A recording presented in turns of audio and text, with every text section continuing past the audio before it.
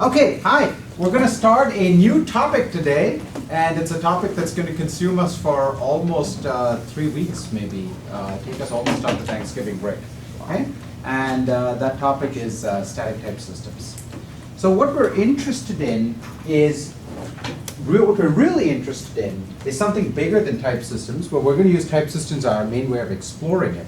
What we're interested in is thinking about program invariance. Invariance. What's invariance? What does that word mean? Invariant. Doesn't change. Invariant. How would you guess that it means doesn't change? Because? Because variant means change. Variance means change and in means negation, right? Invariant, right? So invariant does not change. Things that don't change. What are invariants in your programs? Do your programs have invariants? I mean, you're like hackers, right? Hacker programs don't have invariants, surely. Right? Do they? Do your programs have invariants in them? Yeah. What?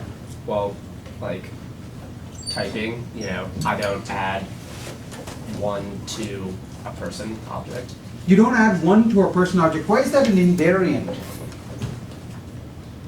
Why does that deserve the title of being an invariant?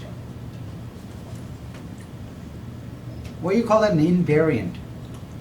Well, you could argue that your program is broken if you allow that to happen. That's certainly true, but why is that an invariant? There would be an error if you try to add 1 to a person, but why is it invariant that you don't add 1 to a person? Depends on the programming language. Yeah, but let's just take a language where that's an error. So it's an invariant because it's always true, right? If you will try to do it, it doesn't happen, right? It is something that is always true in that you are not allowed to do it. Are there other invariants? Do your programs have invariants in them? So with the adding 1 to a person object example, Yeah. you said it's definitely an error, but in some languages it's an error I'm- every time versus. Well, that's a different issue, right? Oh. The point is that that operation does not ever happen. That's the bottom line. Yeah. It is an invariant that that operation does not happen. Whether it's prevented statically or dynamically is a separate question, and that we'll wrestle with that question quite a bit. Okay? Yes? If it was like a bracket I in Java or something, Uh-huh. then I is going to be greater than -1. I has to be greater than or equal to 0 And an integer. and It's less than the. less than the size of the array, right? So it says that the invariant there is you will never go outside the actual defined dimensions of your array, right? Yeah. I was going to say that. But by the way, that's caught for you statically, right? Yeah. What were the 3 invariants he stated? He stated 3 invariants about array dereference. What were the 3 invariants? Greater than 0, less than length, and an integer. That's right, thank you. Integer, greater than 0, greater than or equal to 0, and less than length, right? Does Java catch all of them statically, all of them dynamically, some combination thereof? I think it checks like less than length dynamically, but everything else is static. Less than length dynamically, everything else static? You can check Yeah. statically.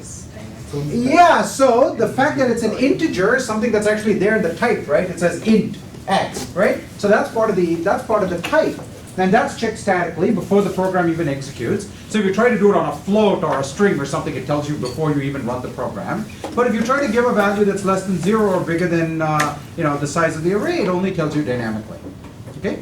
So your program runs for a little while, even maybe produce some output, and then boom, you get an exception and you have to deal with it. Okay? So the bad thing never happens. That's the invariant. Okay? But that may happen only dynamically. Why does Java only does type checking? Why doesn't it just tell you statically? Why does it just say statically? No, I'm sorry. This number is it's -1, so I can't do that. Yeah. Because you can create an array, and you can dynamically create an array, so the size isn't available at compile time. Okay, that's an answer. Another answer. Wait, I'm not saying one's right or wrong. I'm just going to take all the answers. Yeah. Actually, hands were up back there. Yeah. You could reference the array with a variable whose value is undecidable at compile time. Oh, big word. Okay. Yeah. Because you can't really determine the length of the array easily. Easily? Well, so garbage collection's not easy. None of that stuff's easy. I do seem to remember there's something related to the halting problem. Something about the halting problem. There was another hand up there. Yeah. I was just going to say because it might be user input that determines. Oh, yeah. That's very clever. Yeah. The type system can't express that kind Yeah, so, right. If you made the type system more expressive, it would be annoying. Hold off on that for a moment. Okay, so here's the thing. We run into this fundamental problem, which is that we can't always, so supposing in my program I wrote, okay? I have some array A, and I say A bracket minus 1, close bracket. Okay? Should that be caught? It seems like the parser could do that, right? Just the good old parser. In fact, so let's peel that back a little bit. What's the role of the parser in all this? Does the parser enforce any invariance? Well-formed syntax. That was a big phrase that actually has a lot of meaning. Say that again. Well-formed syntax. Well-formedness of syntax, right? The parser is actually enforcing an invariant. It says you will only get the following shape of terms and not any other shape of terms.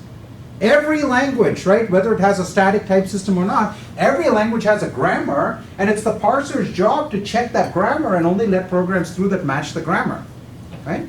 So in fact, even a parser is at a very simple level an invariant checker, right? It's just that it tends to do context-free invariance traditionally, and what we really care about are more context-sensitive invariants, right? Like this array index has to be within some bounds, and that bound is determined by context. It depends on which actual array I have, and even statically, even if I know it, it may be hard. As you said, it's not easy, right? But the real problem is the halting problem, undecidability questions, which is it is impossible to have a static procedure that's going to tell us just by inspection whether or not this array index is going to be within bounds or not. Because I will leave it to you to figure out how, if you could answer that question, you can then solve the halting problem. Okay? But you know, anytime somebody says statically determine something that's really hard, you know it's going to be reducible to the halting problem, right? You should have that intuition by now. Okay? So halting problem is the problem. Now, that still leaves us a choice, right? We could say, look, we're going to have some decision process here. We're going to have some algorithm, some very clever algorithm that's going to go off and try to answer this question. And if it answers the question and says, yes, you're okay, then hopefully things are okay, you can still run, and you won't get an error at runtime. And if it says, no, you're not okay, well, it could just be that the algorithm you used wasn't powerful enough to decide for you, right? And that's where the annoyance factor comes in. Right? So every language, every static type system has a trade-off. It's trying to make a trade-off between user convenience and user utility. And this is a very complicated trade-off. And you're used to, like those of you used to Java are used to one particular family of type systems that are very conventional. And one of the things that's been changing in the world of programming languages is type systems are getting more and more powerful because the decision mechanisms we have, these underlying algorithms, are getting much more sophisticated. Like SAT solvers and things like that are now much more sophisticated than they were 10 years ago. Basically, we're throwing cycles at the problem, right? And if we throw cycles at the problem, we start to get richer and richer type systems. So there are actually quite sophisticated type systems these days that will successfully tell you about your array index dereferences, right? And to the point where you can actually bake it in and say, if you can't convince this very sophisticated algorithm that what you're doing is okay, then your program probably doesn't deserve to run. And that's a reasonable point of view. If you're building a high assurance piece of software, array index dereferences at runtime, what are you going to do? You've got a space shuttle that's launching and suddenly you get an exception. What are you going to do? Right? And these problems are real. You know, anyone know the Ariane rocket problem? Ariane, so you know how it works, right? These rockets cost millions and millions of dollars, and like huge amounts of scientific payloads, satellites and stuff in there. Like some astronomy professors like 3-year research budget, and all this grad students 3 years research budget is in there, and the rocket goes like 5 seconds into space, goes kaboom, right? All that work, all that money gone. Why? Overflow problems. Yeah, no, not joke, right? Or think about which was the Mars project that ran in that the Mars Explorer that stopped working because they had a unit mismatch between what was it, I think like feet and meters. Okay. Well, so the point is, if you are building one of those systems, yeah, it's going to be kind of painful to convince this decision procedure. Yes, I really am not doing something bad, but it might be worth putting that burden on you because of the cost of not having that check done statically. Okay? So there's a real trade-off here, and what I'm hoping is by the end of this month I can actually show you maybe some more sophisticated systems so you can get a sense of how powerful things are these days. But before we get there, we have to do some much simpler steps, okay? So we have to take some baby steps. It's kind of like we started with like arithmetic and ended up at continuations, right? So we'll end up doing the same sort of thing. We'll take baby steps now on simple type checkers, and we'll hopefully get to some pretty sophisticated things by the end. Okay? Good? So what we want to do is we want to build type checkers. And we'll actually start today by writing a type checker in class. Okay? We have to pick a language, and we've already got our expression language here, right? So it's got numbers, identifiers, applications, arithmetic, and lambdas. So we'll start with this language. Okay?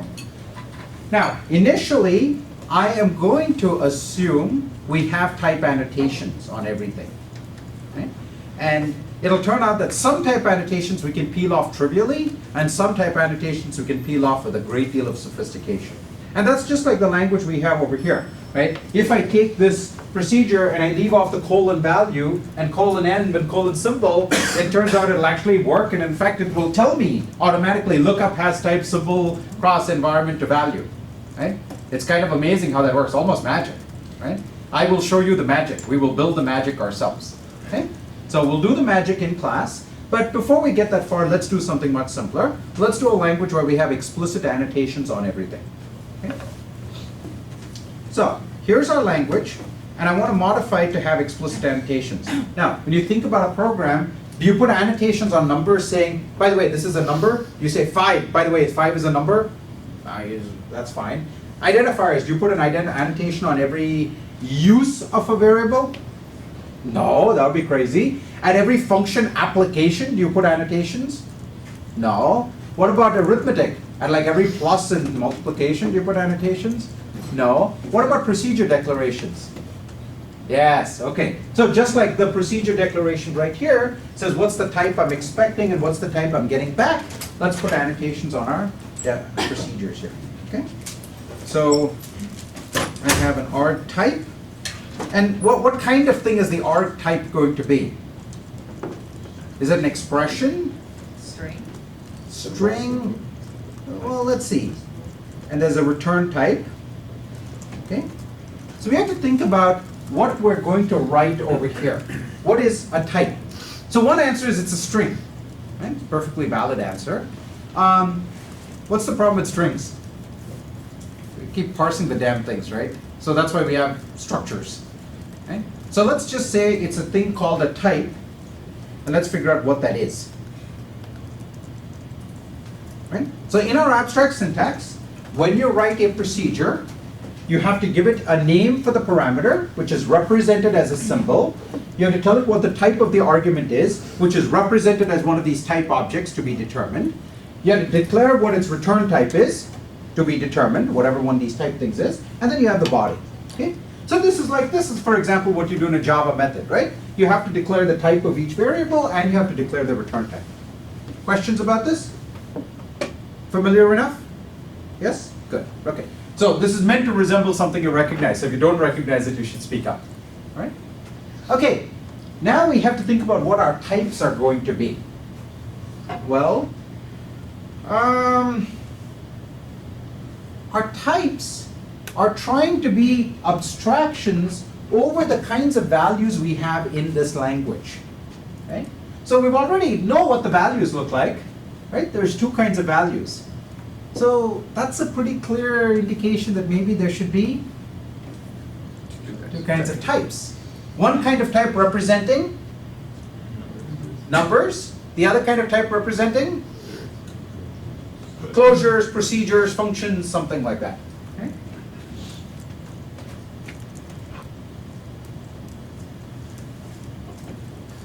Okay, so we're going to define a type to represent types. Yes? Why don't we just use the existing value instead of defining a new type? That's a great question. There are two reasons for it. Three reasons for it. Okay, one is just conceptual cleanliness. We're talking about different concepts. Let's keep different concepts apart. Okay. The second is values are things that happen at runtime. Type checking happens before the program executes, right? So my values may refer to things like, the stuff that is only available in the actual dynamic running program. And I don't want to build that dependency into my type checker because those kinds of things may not even exist, like memory addresses, right? Once we get to state, right? Here I might be referring to stores. Well, there's no store before the program executes. I don't know what the value of the store is. So I don't want to bake in a dependency on something that's only available at runtime. Okay? So separating those two worlds lets each one diverge and have whatever it needs without forcing them to have the same kinds of things. Okay? And the third reason is, as we'll see in just a moment, our types are actually already going to look different from values. Okay? Okay. So we're going to have a numeric type. Okay? What are the pieces of the numeric type? How many pieces does it have? Maybe 0. Well, there's sort of two possible answers here, right? 0 or 1. If it's one piece, what would it be? The number itself, right? Or it's 0 pieces saying, I don't care which kind of number it is. Okay, how do we choose between these two? Can I precisely tell what number I'm going to have for a given variable at runtime? In fact, a given variable may have lots of different numeric types, right? I mean, just think about a loop variable. For I equals 1 to 10, how many different values does it have? 10 different values right there, right? And in general, will I be able to tell, even if I know it has only one value, can I tell what value it is? Why not? You're shaking your head so confidently. Halting problem. Right, okay? So let's not even try. So by the way, this is in fact an interesting point because more sophisticated type systems will actually try to record what the set of possible values might be. Okay?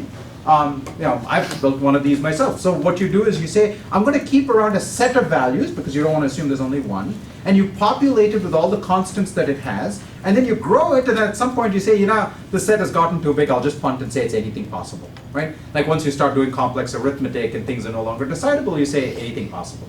Okay? But initially you try to keep as much precision as you can, so when you write these constant type things, you can actually get more sophisticated type checking. Okay? We could explore that maybe if we have time this semester, but right now we're not going to. Okay? This is exactly what you have in, say, Java, for example, right? You don't say which float it is, you just say float, some int. Okay? And in our case, since we're not worrying about distinctions in int and floats, we're just going to say some number. Good? Okay. Now we also have types for functions. Well, how many pieces in a function type? 2. 3, right? Arg, body, and end. 3, 2, 1, 0. 0 is always a good candidate. Wouldn't be very useful. How about we try 0 and go and see where that gets us? Yeah. So you need to know what the function takes in and what it returns. Yeah, because we've seen this already, right? And we need to know what it consumes and what it's going to return. So it seems like 2 is a pretty good candidate, and let's see whether we actually need both pieces. Let's see whether we use both of them. Okay? So, so arg is, what kind of thing is the arg? It's a type, right? What is the type of the argument? Are we only getting one argument? Yeah, because we have only one argument functions, right? Except you're also doing it up in the. I beg your pardon? Oh no, I was just saying you're already doing it in the lambda, so I don't know if you actually need it down there. Right. So that's an interesting question. We'll get to that. Okay. So the thing is, this type is representing a whole family of functions. That lambda is representing one particular function. Okay. Like imagine when you write the type of map. What's the type of map? Takes in a procedure, in a list. Did you take CS17? Yes, it shows. Okay. What's the type of map? Procedure returns list of type A. Or, Now the it's a penny procedure drops. that Yes. has- Yeah, Huh? it's a procedure that takes in type A and returns type B. Right. It's a procedure from A's to B's, and then takes a list of A's and gives back a list of B's. Right. So that type, that for that first argument, A's to B's, is actually representing a whole family of functions. You can send an infinite number of functions in there. Right. That's what we're trying to write over here. A particular function will have a particular type, and we have to check for compatibility before we can pass it in. Okay? Okay. So a function type has an argument type and a return type, and that's a type as well. Okay? Good? Questions? Good time to clarify. Good question so far. All right. And I'm actually going to do something with this value type, with this value data type here. Okay? Watch very carefully what I do. Pay very close attention. I'm going to nuke it. Okay? I'm going to nuke it because I want us to realize we're no longer in the dynamic running value time of the program. Okay? We are completely in the static time of the program. I don't want to know anything about its answers. Okay? So if I get rid of the value type, there's no interp left anymore, right? Because interp produces values, and I've gotten rid of the value data type, right? And that's on purpose. I want to get rid of it completely. Okay? So now, if I need an environment, what can my environment possibly bind names to? Right. Types are the only thing left, right? So we'll just hold on to this in case we need it. I'll call this the type, and it's the okay. Environment is still the same. Empty environment is still the same. Extend environment is still the same. Okay. Okay. So what is lookup? How is lookup going to change? Each line. Is this line going to change? Can't return a value. It can't return a value because we nuked values, right? What can it return? Type. Types. Okay. Okay. Does the con change? No. Does the empty change? Yes. Why? Maybe you could say type not found. Oh yeah, it could say name. Well, it's still saying name not found, right? It's saying this name except instead of found. I couldn't find a value for it. I can't find a type for it. Okay. Yeah, it could, but that would be it. Okay. Else con. No change. How about this? Okay. How about this?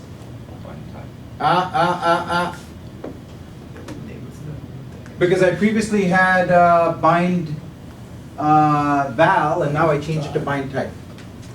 Okay. So this becomes bind type. Okay. What about the else lookup? Otherwise, still recur, right? Okay. Good. So lookup is basically the same. I just changed the name of the field to be more suggestive over here that it produces types, and so I have to do this, and I've returned the return type. What's the use of returning a type? Previously, when I had an identifier and I looked it up, I got its value. Right. Now, if I have an identifier, I don't have a value for it. All I know is the approximation of its value is just what type it has. So when you're mid computation, where does that? We will find out. So by the way, I didn't actually say we're going to use lookup for anything.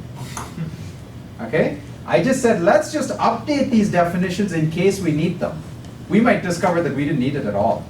So if your question is why do we need it, I don't know. Okay? We're just saying let's just keep it handy in case we need it. That's all. It's just a little practice to get used to our data definitions. That's all. Okay? Yeah. Like, what is the meaning of static in like an interpreted language? Okay, one phrase you're forbidden from using in this course is interpreted language. Why? This is a great time to talk about it. Why? What it means. Why are you forbidden from using the phrase interpreted language or compiled language? Its cousin, its first cousin. Yes? Because the lines become so blurred with things like. Nope, not a good enough answer. True, certainly true if you have a JIT, right? It starts interpreting, then it compiles, then it interprets and compiles. What is the distinction? But not the right answer. A valid point, but not the truly right answer. Yes? It's just an implementation detail. That's almost a pejorative term, but let's flesh that out a little bit. What's just an implementation detail? Like if you have some code that's supposed to run, you put it send it somewhere and it runs, and how that thing works doesn't matter. Let me elaborate on that a little bit. Okay? Interpreters and compilers are implementation strategies. Usually, a language is a definition of how a program should produce answers. It is independent of what implementation strategy you use to produce that answer. Okay? For example, bracket, interpreted or compiled. Could be both. It is both, right? It's actually there's an interpreter, there's a JIT, and there's a compiler, right? In fact, you know there's a compiler because you've been getting binaries, right? What you don't know is what the binaries actually contain. For all you know, the binaries contain an interpreter with the source code and they're actually interpreting. Who knows, right?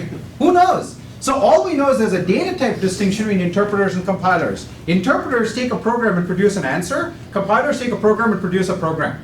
like dsugar does. Okay? Yeah, thank you. Just like dsugar. Dsugar is a compiler. It produces a program, right? And then, but a compiler could compile the program, and you could have some other thing that automatically runs the program right away, the compiled program, and then you get an answer, and how can you tell? Okay, so I guess let me be more specific then. But I want to say one more thing about this point, then, and we'll come back, okay? Okay. Which is, what do you think of when you think of C? Interpreted or compiled? I mean, go to the internet, right? Google on the internet, somebody's got a laptop open. Is C an interpreted language or C a compiled language? Internets will tell you, obviously, C is a compiled language, right? They get like 10 gazillion hits on Google, which means it's true, right? Except it's nonsense. There's nothing about the C definition that says you have to interpret or compile. In fact, I learned C on an interpreter. I may be the only person who learned C on an interpreter, but like, in India, when I grew up, the only software we had was whatever we could pirate, and what I got as a C implementation was a pirated interpreter that I could not get my hands on a pirated compiler. So I had an interpreter. I learned C from an interpreter, and the first scheme I ever used, which is the canonical interpreted language, was a compiler. In fact, a really awesome compiler, and one of the things that scheme compilers will often do is they will compile the program. You now have like actual assembly language instructions sitting in memory, and then they jump to that first instruction and start running it in the REPL, in the interactions window.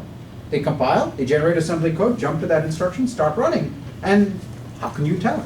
Just because it produced an answer right away doesn't mean it's an interpreter or a compiler, right? As I said, the binary, even if I produce a binary, there could be an interpreter sitting there interpreting. You can't tell. Yes? Didn't we say that languages are sort of defined by their implementations, though? We said that. Well, no, we didn't actually say that. That was meant to be a joke. So unfortunately, it may have not been as clear as intended that it's a joke. I don't think that's actually a good way to define language. But even then, my point. So that's a great point. Even if you define a language by an implementation, until you look at the implementation, you still don't know what it's doing. And it doesn't preclude the possibility that there is another implementation that produces exactly the same answers. Have you guys been doing that? Right? We have like, how many implementations of Sparkle Tongue at this point? Right? Parcel Tongue, Sparkle Tongue, what is it? Parcel Tongue. How many? We've got like 200 implementations worldwide of Parcel Tongue, right? Some of them are interpreters, some are compilers, who knows? But they're all the same language. Okay, so that rant was intentional. I was hoping somebody would let me say that at some point in the semester, okay? Because I want you to stop thinking about the phrase interpreted language and compiled language as having any meaning. They don't, right? They are implementation strategies, and usually any language will permit both implementation strategies. Some language definitions make it harder to use a particular strategy. That's true. But that doesn't mean they're not still just strategies, okay? Good. Now, let's get back to your real question then. I guess I'm just wondering, for this language, as we sort of implemented it, what's the point of doing something before runtime? Like everything's happening at runtime, I guess. And I guess Well, I think so you- during your comment, Right. I was thinking about this, and it seems like if you wanted to, you could stop midway through, like after desugaring, for instance, and then you could run that again faster next time. Right. So JITs do that, right? But so I don't even have, I mean, I'm going to nuke interp, as you might guess, in just a moment, right? I'm going to nuke interp, and at that point, there is no runtime. What does your compiler do? I mean, think about Java C, right? If you run Java C on some program, it just spits out a bunch of, class files, right? It doesn't do any program execution. So it makes perfect sense for Java C to run a type, doesn't only make perfect sense, it actually does, run a type checker before it actually produces the binary code, and then produces binary, and then you might run it never, or you might run it, send it off on the internet, and somebody else might run it, right? So it makes perfect sense to think about something that happens before program execution ever happens. If we hang on to that. If we choose to create that phase separation, right? And this is the first time this semester that I'm actually creating that phase separation. Well, desugaring kind of does that too. Except, I was about to say, I've done it twice already without you quite thinking about it. One, as you point out, is desugaring. The other is just parsing, right? Just the parsers you've written have also created that phase separation. All right? Make sense? Questions? Good. Okay. So now let's get to the heart of the matter, which is interp. Well, we no longer have interp, right? So I want to keep the skeleton of the code here, but what we're instead going to write is a type checker. Okay? I'm sorry. Type checker. So it takes an expression. We still don't know whether we need this environment or not, right? I'll just leave it up there, but we might delete it pretty soon if we find we're not using it anywhere. So we have a type checker. What is the return type of the type checker? What is the one thing it is not? It's not value for what reasons? Several reasons, right? What are the many reasons why it can't be value? We don't have it. We nuke values. What are the reasons? Not an interpreter. Yeah, it's not an interpreter. Values are this runtime concept, and we're doing something before the program ever executes, right? The program may never execute, and yet we're still going to run this algorithm, right? So it's not value. What is it? What does a type checker do? It checks, right? It checks. It comes back, and presumably, what would true mean and what would false mean? You're good. True mean, which one means we're good, man? What did true mean, what false mean we're good? This is like so brown, we're good. Yeah. Okay, what does true mean? True means presumably, let's agree on this convention, right? There's a convention here. Let's agree that true means the program passes without type errors. False means there's a type error. Of course, as an engineering issue, we have to also design, error messages and all that other good stuff. Okay? We're good? Yeah. I guess it's possible it could also return a transformed program. That's a very interesting question. In fact, if you think hard about the semantics of Java, that's kind of what really happens. Because you have all these references to things like this, right? And the type checker is the only entity that knows what this is because this is a reference to what static type you're working in. And so if you really think about what's happening in Java type checking, you really want to produce a program that's annotated with all these thises and supers and so on, properly annotated which type you have in mind. So you could. Except in our case, we're just going to type check, right? There's nothing to annotate them with, but the point about annotation is a very valid one. Okay? Yes? I was thinking that type checker could return the type produced by the... It could, but let's just take Boolean. It's simpler, right? It's nice and easy. It's, hassle-free. Okay? Okay, so what are we going to do? If we have a number, does a number on its own type check?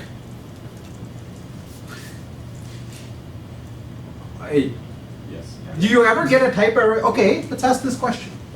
Do you ever get a type error that blames a number in a particular place? It says, there's a 5 over here and that's the cause of the type error. Yes? I mean, this is sort of cheating with two different types of numbers. No, we don't. We don't. Yeah, I mean, if you're trying to string append a string. If you're trying to string append, if you give numbers in both the positions, what's it going to say? It's right? So, yeah. Wouldn't that be part of a function? Bingo. Excellent. The point is the number on its own is sort of a value neutral thing, right? But it's the context that makes the number be okay or not okay. Right? So a number on its own is just fine. It's just a number. Okay? So numbers are good, honest working citizens. So we'll say true. Okay? And if the context isn't okay with it, then that would be a problem. Okay? All right. What do we do with identifiers? I mean, it seems like the same thing, right? Is an identifier okay? I mean, it seems okay. If it's not okay, then except. Are all identifiers okay?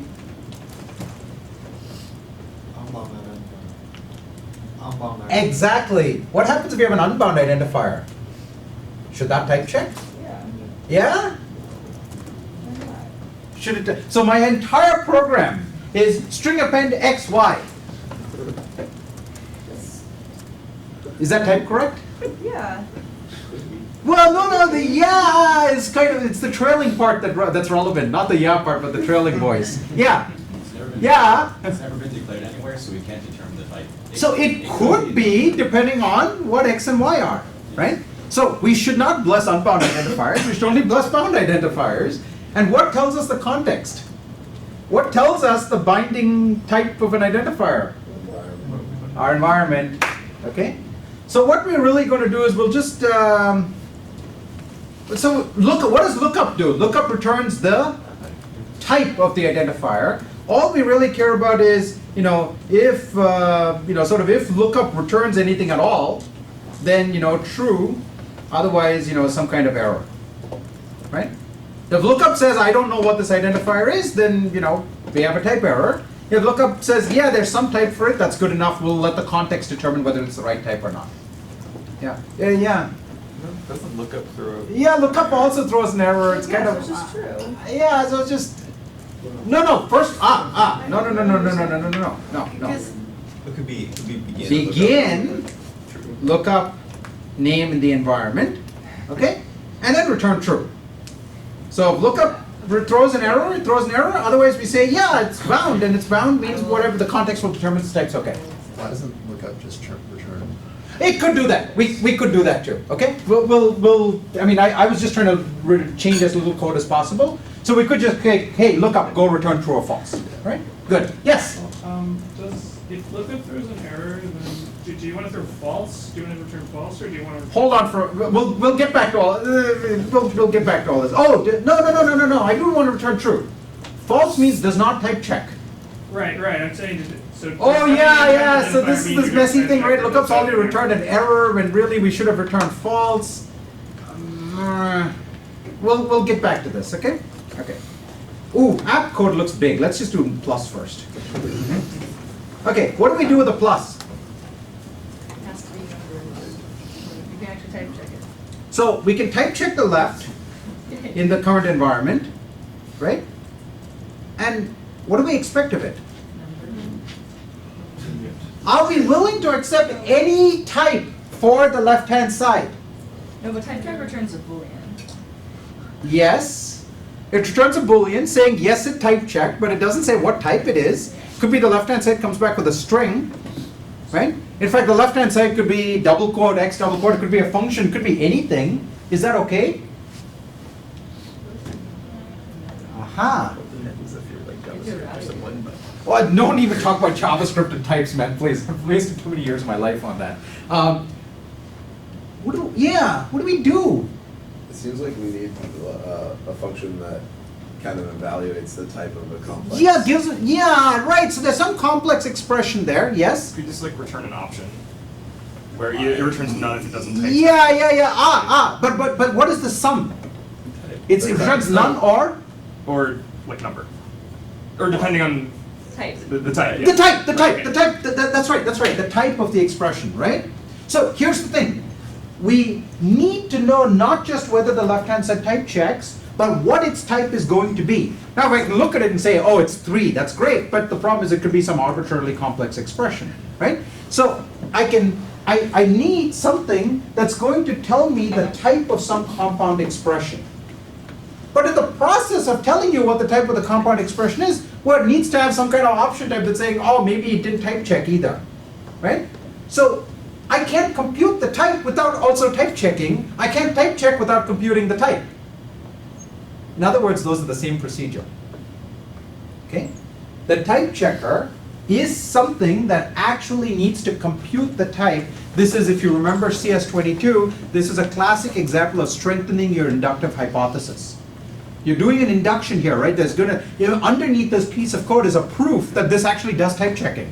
There's induction going on, and the inductive hypothesis is that, well, I can determine whether the sub-expression types, and we need to strengthen that hypothesis to say I can determine the type of the sub-expression. Okay? So what I really need to do is I need to change everything here to not return a boolean. So there's a choice. I can either return option of a type, or for simplicity, because that's just a nuisance to keep dealing with, I'll just return the type, and whenever there's a type error, I'll just raise an error, okay? Because we can still test it using test.exn, right? And this just keeps my code a little less messy, right? Okay, so let's go back and revisit our code now. Is true a type? What do we return? Numpty. Okay, what do we do here? What's the type of an identifier? Okay, now you see why I didn't want to get bogged down in talking about this. Okay. Okay, so now we can say LT is type check the left in the current environment. Okay, RT is type check the right in the current environment. And what do we need to have be true? If right, so equal LT numt If the left-hand side's type is that, LT. thank you, and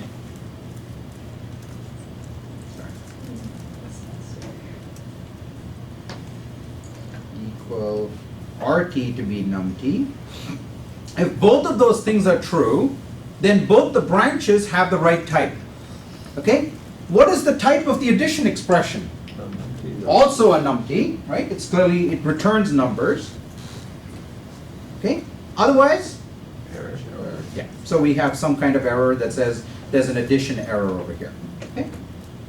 Now, let me do the following. I'm going to copy and paste code to do the multiplication case. What changes?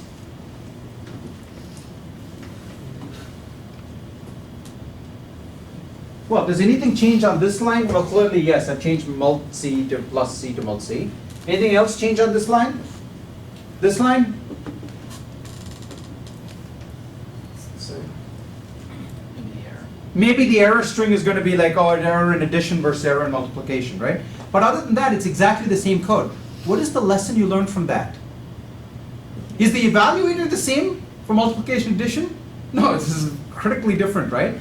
So numbers are giving us an abstraction over these operations that don't care about the details of the operation. From a type point of view, addition, multiplication are basically the same, right? They're just procedures from number to number, number to number. All of those procedures in the world are exactly the same, right? There's just one piece of code that governs them all, in contrast to that runtime behavior, which is of course fundamentally different. Now what if I had division? Why am I even bringing up division? Division by 0. Because division by 0, so that is the type system design decision. Do you want to force somebody to prove that the denominator is not 0? Or do you want to just leave that to runtime? If you want to leave it to runtime, then this is the same code. Otherwise, you have something that more interesting happening on the denominator side. Okay? Okay, so now let's do application. Okay? We have to type check the two pieces. So the type of the function is type check the function part in the environment and type check the argument. Okay? Now, what do we need to be true? What are all the things that need to be true? Argument matches the function's argument type. So even before that, Oh, the function type is a function. the function type has to be a function, right? If the function type in our world, it's either a function or a number. If the function type is a number, that doesn't work, right? You can't apply 3 to 5, right? So first we need the function type to be a function, okay? So if and fun t of function type, okay? That's the thing that we need to do before we can go pulling out its pieces, right? And the fun t's, what do they call it? Do you remember? Arg? Yeah. The argument type of ft, what does that need to be equal to? Needs to be equal to the type of the argument expression, right? If both of those are true, now we have a legitimate function application, right? What is the return type of this application? It's the return type of the function, right? So it's fun_t.ret of function type, okay? Otherwise? Error.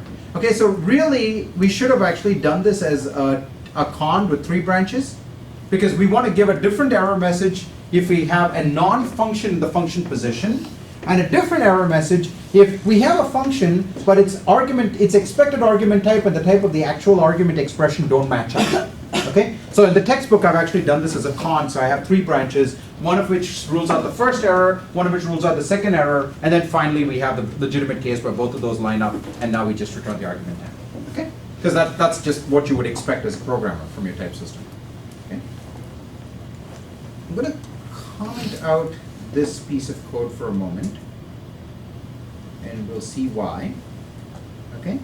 And let's now deal with the... That's when you block commenting and racking? Oh, yeah, sorry. Oh my god. Now your life has changed, hasn't it? Okay. Okay. Now, let's do the lambda case. Okay, now, we have a procedure. Do I have to change anything on this line?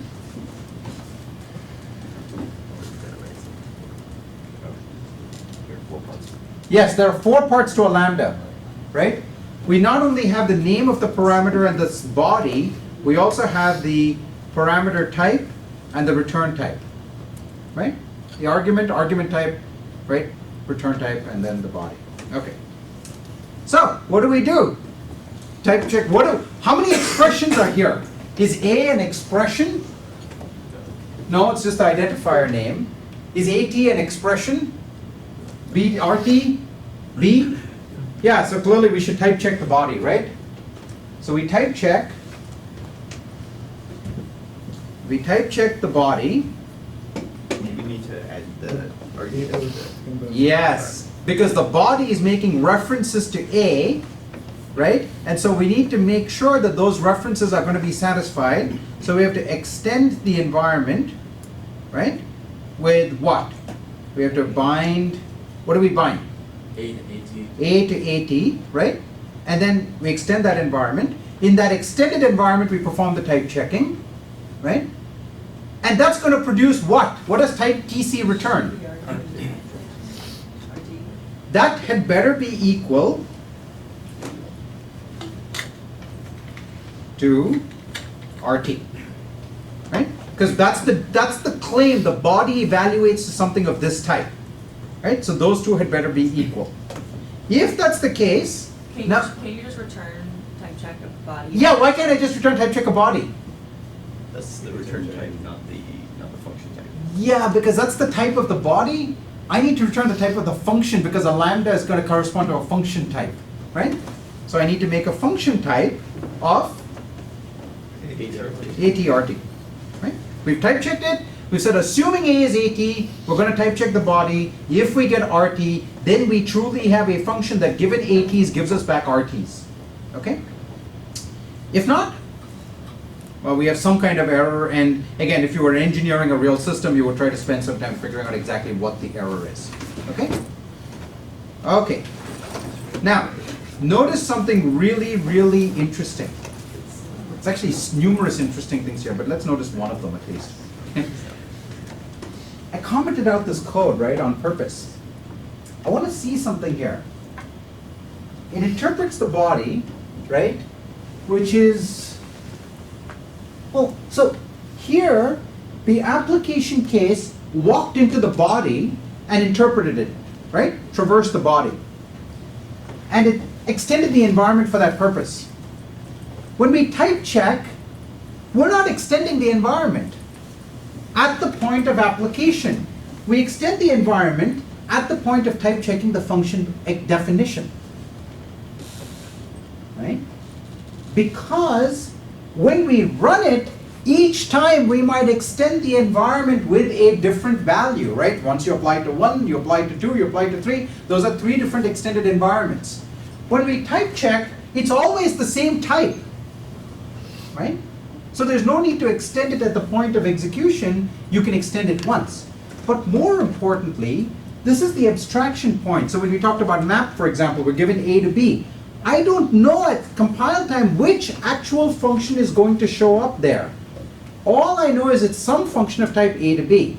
So at the point of seeing the function, if I bless the function and say this function is truly of type A to B, at the time of using it in map, I don't need to look at the body of the function. I don't even know which function it is, right?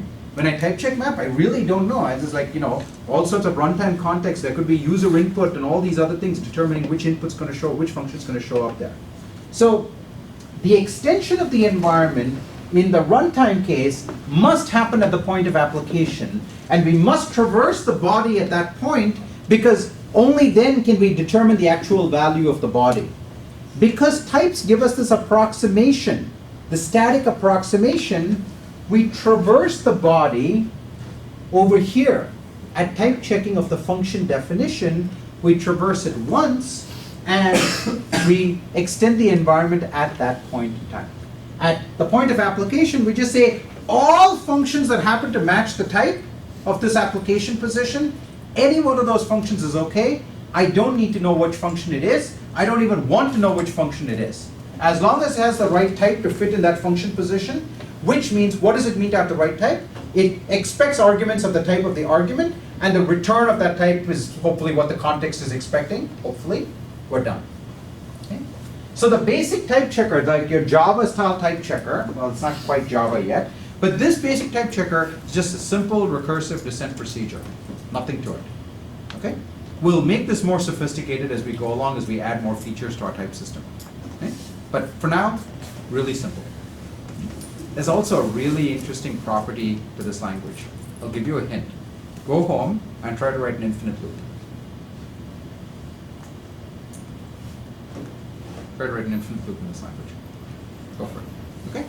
See you next class.